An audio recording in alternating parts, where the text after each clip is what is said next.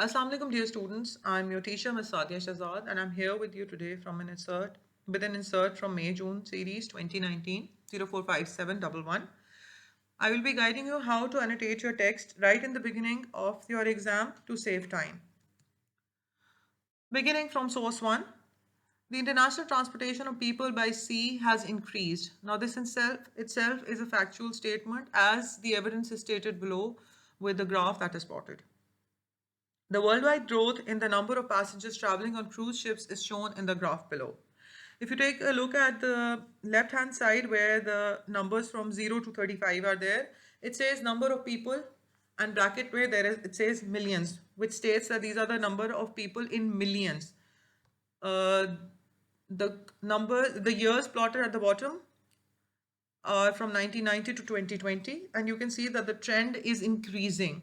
So if you're asked how many people have used cruise ships as passengers in the year 2015, so if you write 22, that's going to be wrong. You need to write the complete number, which is 22 million people. So please be very careful and mindful about this. The movement of goods by sea has also grown rapidly in the past 30 years. International trade has been boosted by the invention of container ships, which carry their load in truck-side boxes called shipping containers. The first statement is a fact, and the next statement is showing how it has impacted on a global scale. The worldwide growth in the movement of shipping containers is shown in the graph below. So if you look at the graph, it's the same as at the top that it shared about number of containers in millions. So when you're asked a question, please be mindful that is it being asked about shipping containers or is it about the number of cruise ship passengers, right? And you can see that the trend is upward or increasing in both of them. The growth in sea transportation of people and goods, also known as shipping, brings employment and has benefits for the world economy. However, there are many concerns. So there are benefits and disadvantages both plotted on the left and right side of these pictures. So if you're asked to identify, you just need to pick out the number of points that you need to identify, and that's it. Source 3. Now, usually from source 3, a question that comes is to identify the sources, the strengths and weaknesses. So please be sure that you start pointing out accordingly. We need our shipping industry. It is vital for global trade and brings wealth to millions of people. Now, this is a fact. Tourism brings jobs to local people, and this benefits the economy. The history of human civilization is the history of travel by sea, but there are problems. Now, this is just a statement. Yes, most of them are facts. However, it lacks any sort of statistics. In 2008, which is of course a fact, but a pretty old fact, which is a weakness in itself, since if you're talking about 2024, it's 16 years old. So things have changed, the data has changed. But yes, since the source is taken from Oxford University and the United Nations, so it is credible. It shows that large container and cruise ships destroyed marine life. Now, this is a weakness of the shipping industry, how it harms the environment, although you need to see that the strengths are pretty much mentioned over there. Moving on, this affects the level of oxygen in the sea. Now, I've circled the word this. This means loss of biodiversity that has been talked about in the previous sentence, and it is linking. So if it is asked that what is the impact of the increase in cruise ships on the sea, so you can, if you write this affects, now this will be vague. So you need to know what this means. It should be written very clearly that loss of biodiversity affects the levels of oxygen in the sea. Be mindful.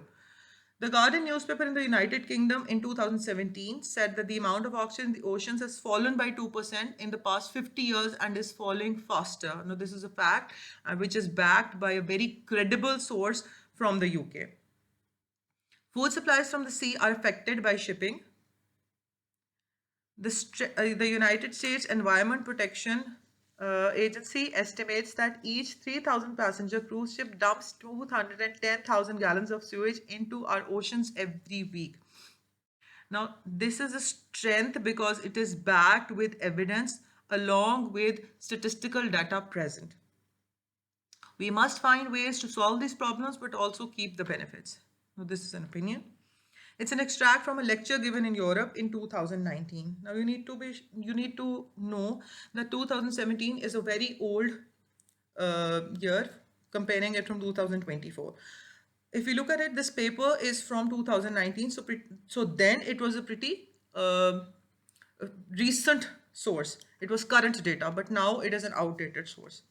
The name of the university or the place or the expert who gave the lecture, that is missing. Also, this is from Europe, which is basically a place where most first world countries exist. So it is totally ignoring the third world countries, including Africa and countries from the Southeast Asia like Sri Lanka and Pakistan, etc. Moving on to source 4, these are your perspectives. So your so your question number 4 is focused from this part. However, you have to use the rest of the source as well. So a television debate about sea pollution. After reading Kiri's argument, I've stated that it is a personal effort on a small scale. Sorry, this needs to come with Kiri and not on the top. Moving on, Kiri, since 2017, I have been making artworks out of plastics gathered from the shoreline near my home in New Zealand. So New Zealand is basically an island, and she shared her personal experience. So anyone who is not living in an area which has a shore or is a non-sea based area, they won't be able to relate to this. So further on, she says that my aim is to show people that we are harming the oceans and will destroy the planet. This is her purpose. I've been inspired by the leader of an environmental group I discovered on the internet. She gave a fascinating talk on how to clean up the seashore. Her organization educates and creates awareness about marine debris and plastic pollution through art. Now, she's talking about an environmental group, and she has not named that group, neither has she named the leader, nor has she shared the website or the blog or whatever where she found it from the internet. So it's a pretty vague source which is unclear, and it is doubting the credibility and the validity of this argument. I get volunteers to help me clear the local beaches of plastic that comes ashore. I use this plastic to make sculptures and then sell these to make money for projects that protect our oceans. Now, this may be her vested interest because she's gaining monetary benefit out of it. We are only a small group of people, but we will make a difference to our coastline. We will create global change in the future by raising awareness. We often go into schools to teach young people about the issue.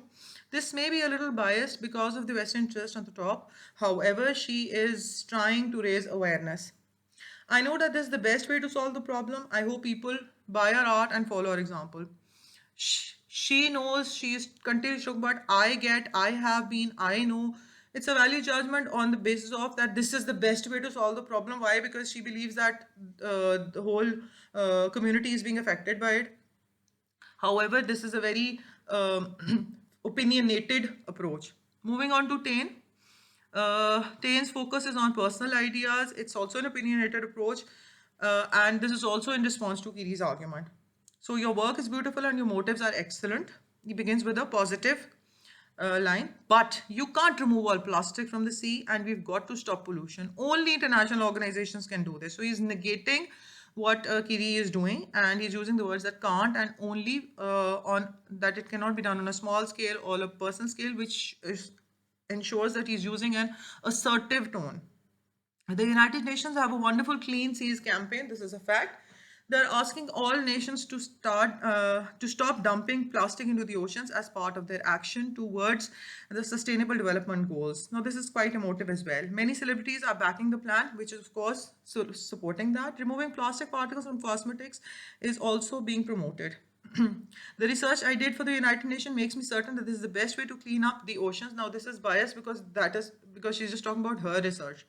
A senior French politician also supports the campaign, like many other powerful people across the world. This is how to make real change happen. So she's sure that this cannot happen on a single-handed basis. It has to be a global approach. However, she has not mentioned the French politician's name, so the credibility is doubtful. So it's very important that you use this approach and annotate your text to ensure that your work is done in lesser time. Thank you.